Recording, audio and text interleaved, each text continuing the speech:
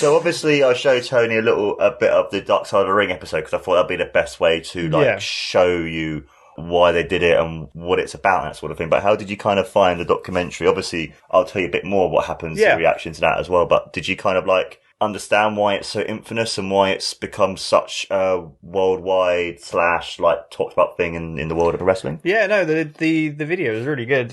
It was very informative, and I had no idea about any of it. So yeah, but it was interesting. Yeah, I never knew anything like this happened, to be honest. I'm not surprised it's something that happened because big businesses and corporations will do stuff like that anyway to get their way and no matter who it screws over. So yeah, definitely. And I quite like the fact as well, because even though I'm very much more on the Bret Hart side, I like the fact as well you kind of have that sort of 50-50, because one side you're but he should have dropped the title to a wrestler because he would have been either Bischoff on WCW would have mentioned we've got the world champion, or obviously he would never appeared on it because back in 95 a wrestler who left the WWF, a woman called Alondra Blaze, who is also known as Medusa, threw inside a trash can the WWF Women's Championship. And because of that, they were worried about that, because obviously even though he was never going to appear on the show with the title, they didn't want to sure what Bishop would then say about having the champion of WWF. So okay, yeah, I get you. It kind of makes sense for them to want him to give it up. And I kind of get it, as in... obviously he was their big draw and he was, a big deal, but, at the same time, it is a little big-headed of him to want to keep it and not have he's, I get it, leaving on a high, but at the same time, they really screwed him over, which is awful. So, it's one of those interesting things, too, because he was leaving on a high. He wanted to leave on a high, but he also said to Vince that because he was seen as quite interesting at the time, because you remember watching the Bret Hart Steve Austin match I showed you where they both turn face and both turn heel. Yeah. So basically it was quite interesting at the time because in Canada Bret Hart was a face, where in America he was a heel. He went to Vince and he would drop it to anyone else, Austin, Bulldog, anyone else. It just wouldn't have been Shawn in Canada. Yeah. So yeah. So they purposely do that then, all right? And because Vince knew they hate each other, and I think that's why they wanted the match, because they knew it would be a better match. Yeah, and I guess people were aware of their rivalry and their hatred, So Vince being the guy in charge was this is what's going to get the ratings, what's going to get people to watch. Who cares if he plays someone else random? It's just the rivalry, Yeah, totally, man. And also because it was, in a sense, Bret, that's why they had to screw him, because with Bret having that sort of creative control, in a sense, for the last 60 days of his contract, it was kind of he kind of decided on what was going to happen and stuff. Yeah. Surely there's a break in his contract, though, if they're not letting him be fully creative, because, But that's the thing about wrestling, man. It's, they're, in a sense, independent contractors. It's kind of they can kind of fire them on the whim and that kind of thing. They don't have the whole sort of proper security, in a sense, employees would have, in a way. Crazy. Yeah, I know. But through the whole Montreal Screw Job, I'll tell you what happened that same night, because they were doing the documentary, so they had things backstage. You had because in DX you had Triple H and China, and then Bret was saying to Ulf and Shawn, did you know anything about this? And they're no, we didn't. But actually, they knew about it. And then basically all the wrestlers left the World Wrestling Federation. Mick Foley didn't appear on the show for several weeks. And basically, because you had Owen Hart had to stay because it was part of his contract. Jim Neidhart left. British Bulldog left. Those two left. And then basically, the Undertaker, he went to, because obviously the locker room lost a lot of respect for Vince, because he was kind of you screwed a wrestler. Yeah. Because obviously in a locker room gradually, and at the time, still, even years later on, the Undertaker was known as locker room leader. And he basically went to Vince, you need to speak to Bret, and basically let him have a shot at you. So they had a massive argument, and then Bret basically then punched Vince in the face, and you see a couple of weeks later on Raw, and they discuss it, and then basically Vince's main thing is Bret screwed Bret. What? and then that became a catalyst of then the Mr. McMahon character, which then became the biggest heel, the best heel ever, and that's when you had the Austin versus McMahon rivalry, which was Austin being the beer drinker, ass kicker, fuck you to your boss kind of thing. So in the end, and then it then propelled the WWF to become the biggest, most popular wrestling federation in the world. I know WCW started to dip and their creative thing was crap, and in the year 2000 with Vince Russo was just went boom. But it helped to turn the tide, and it helped to basically help them win the war.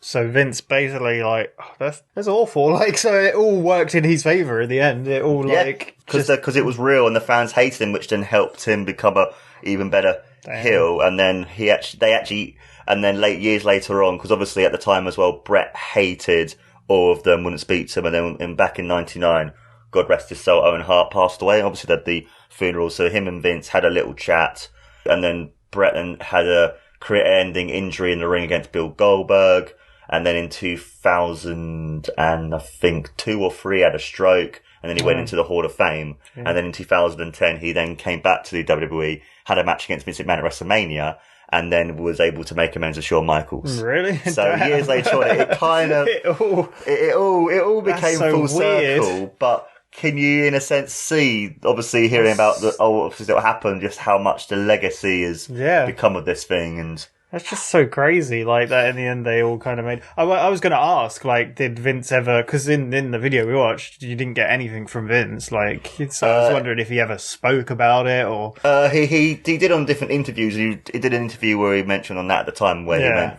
But Brett you said... Through Brett. Yeah, you said that, and I was a bit so he just didn't want to take any responsibility for what he did, and just, he seems like he's on his own high horse, basically. Oh, Vince has always been on his own high horse, to be honest. He's always been my decision, basically, so... I mean, in the end, though, he is the one in charge, I guess. But I think the worst thing about it is this whole plan, and he screwed him over. Rather than, being, upfront and telling him what's going on. Obviously, he had the creative decision, but they had to screw him, I guess. But... Yeah. And I think the whole thing of it being in Canada, and then he wouldn't lose it to Shawn in Canada, especially as well, that kind of added to it as well. Yeah, so it's kind of layers upon layers of deceit and betrayal. Pretty much. And then it's one of those things, like I mentioned earlier, what would then Bischoff do? Because at the time, Raw was live one week and taped another week. But then on Nitro, every week was all live. And they weren't going to know what Bischoff was going to do. Bischoff could have come out literally 10 minutes before Raw. He could have gone to TNT, because at the time Ted Turner owned WCW. Have you heard of Ted Turner? No. He's basically this, for many years, this big billionaire Ted, businessman who owned TNT, created CNN, Cartoon Network, basically controlled all of the whole TBS, TNT, all that kind of stuff. And basically he then gave Nitro prime time to go against Vince originally in 95 when it first started. And Bishop probably would have went to Ted and been you know what? Brett's still got the title. Let's start 10 minutes early and be you know what? We're going to have in WCW the World Wrestling Federation champion. So, because you got to remember, at this time it was a full-out war. Yeah. Because for 83 weeks in a row, WCW beat the ratings of Raw. And then after Mike Tyson and Austin had their thing, they won a week. And then later on, when Vince fought Austin in the ring, from then just literally carried on with just them winning every week. Interesting. So was the reason the WCW was winning was because of the live stuff, or is better? Bit of both. Live stuff better. You've got Hulk Hogan turning heel. It was more exciting. You got the cruiserweights in it. You got some interesting characters. And at the time, the WWF, before 97, before it became a bit more realistic, and then it was kind of the catalyst to the Attitude Era, it was more cartoony. You had Duke the Dumpster Drowsy. You had the Goon, who was a hockey man, this random... Sound like Elden Ring characters. The Dug Eater. Man Tut, all that kind of stuff. So, and then as you saw, and Eric Bischoff mentioned, WCW was more real and stuff. And then at the time when Diesel and Razor Ramon, who were Scott Hall and Kevin Nash, went to WCW, they were what's this happening? And it was kind of adding that realism to it as well, even being invaded or, So it's quite an interesting time in the world of professional wrestling. So fair enough. I was sorry. I'm thinking back to the bit where he spat on Vince's face, and I'm at the time, Vince would probably feel well,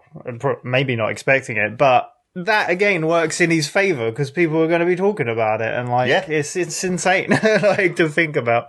But here's a really interesting thing. Scott Hall, the guy who also sadly passed away recently, the one with the toothpick. He, at the end of the documentary, he actually thinks it's a work. And so there's actually some people who think it's a work. So the whole thing they were all in on it, is what you're saying? Yeah. That was another question I was going to ask. I was because you said about them all coming together in the end and stuff, I'm Was it all, like, planned secretly and they're just acting as if it was, like, a complete... It could have been. Like, that makes sense to me, considering what it is. But... Yeah. But I guess it's one of those things as well, time heals all wounds, and I guess Brett was just like, he just couldn't be bothered to be angry anymore, because obviously he went through those health scares and his brother passing away. But I'm very much on the side of, I think it was real, because... I don't really think it was a work, because why would then Brett hate you so much? And because Brett's someone who always tells the truth, and he's also someone who's very critical of different things as well, and very much will tell it as it is. And I believe it was real and stuff. But yeah, so obviously watching the documentary, know more about it, then what do you think about it in a sense, its legacy of even like years later on, there's still like references to it, and when they're in some place in Canada, like the following year they had a Montreal Screw Job, and it's like they always do other things. It's, oh my god, like the Montreal Screw Job. It seems like it left a huge impact on everything. Like it completely changed what was going on. So yeah, it seems like it was definitely a big deal, and it influenced a lot, I guess. Yeah, but I honestly never heard about it, because obviously I'm not like huge into wrestling like you are. But yeah, it's very interesting. So yeah, it's crazy to see. The lengths people will go, I guess, as well, to do, And I think also as well, the craziest thing sometimes about professional wrestling too, it's what happens backstage is more interesting than actually the matches sometimes as well too, because you got to think as well with Shawn and Brett hating each other, and then they're having that big fight, and then them saying comments to each other and stuff like the sunny days, and you being that playgirl and that sort of thing as well. It adds more to it as well. So Did you ever see much of the behind the scenes stuff, or does that all come out later, I guess? It was pretty much, it would come out at the time, because there was a lot of like dirt sheets in a sense, and they would tell you and I guess stuff, like that's another way for like Vince or whoever to like get more interest in it and get more like, because controversy sells, right? Basically there was a book that Eric Bischoff did called Controversy Creates Cash. Yeah, which it does. Basically, And then it's just like, because of this happened and people were excited, and then was obviously Vince being such a good heel, they wanted him to get beaten up because A, he's the boss and he's like literally the dictator boss, and B, they want him to get beat the shit out because of what happened to Brett and that sort of thing as well. And also as well at the time too, they had that documentary which then showed you the back, well, like I mentioned to you before, the fight between Vince and Brett, the basically him saying to Shawn and stuff, did you know about this, and that sort of thing as well, because at the time his wife Julia was even pissed off about the whole situation too. So damn. Craziness. Because they actually interviewed Julia in the documentary as well too, and they discussed what happened, and they mentioned who created it. Jim Cornette was the one who created it and stuff. I mean, how did you find the whole thing of telling you who these people are? Because obviously as someone who probably doesn't really know the wrestlers that well, did you kind of like that? Yeah, I was following along. It was interesting learning all these different people and what they did. Like, even you learn about the referee, which is really interesting. Like, and that they were good friends, and he would pick him as a referee and stuff. Oh, they made amends as well years later too. Oh, okay, yeah.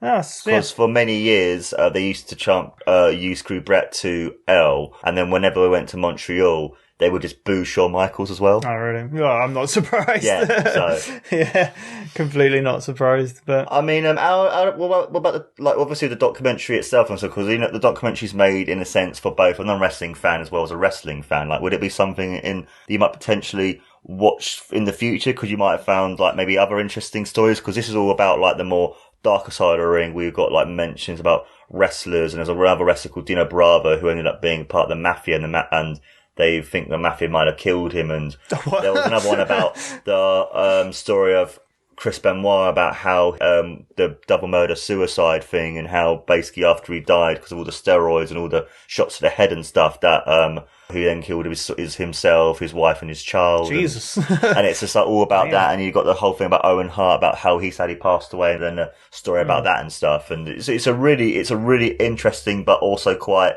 sad, but also quite like disgusting, but also really like fascinating series. Well, like you were saying, like sometimes a lot of the behind the scenes stuff is more interesting than what's going on. Like it's like finding out the backstory to things and what was going on. Yeah, it's like with anything. Like one of my all-time favorite films is Mad Max Fury Road, and the amount of problems and stuff that had behind the scenes. I'd love to see a documentary about that. Like that's the same sort of thing. Like you're saying with this, I'd love to see. It's interesting to see. I've always been interested in behind the scenes stuff anyway. So I'm the same as you. I've always been interested in it as well. So it definitely is interesting to me. Yeah. So But yeah, it seemed very well made. This, I was not lost at any point of what's going on. So, because obviously I knew nothing about it to begin. Yeah. And was you a last question then about the way it was made and stuff? But how did you find the sort of like recreation / sort of like the recreations of a lot of the things? Like obviously you had the two actors in the ring and they had like the lights and... To be honest, I couldn't even tell. Because obviously I've not even seen it, so I wouldn't have been able to tell if you didn't say anything, I'd be like, oh yeah, look. It's all I had no idea. Oh really? But, yeah. I mean, obviously there was a few bits that like did look, but yeah. No, it was very well done, I think. Yeah. Oh, nice one, Tony. So... Would it be? Would you recommend it to other people to watch as well? If they don't know about these sort of things? Yeah, definitely. It's something very interesting and something I didn't know about, and because horrible as well for what they done to him. So cool, very nice. So before we head off, then Tony, do you have any other questions at all about the whole situation or about the documentary or anything? Why is Vince McMahon such a dickhead?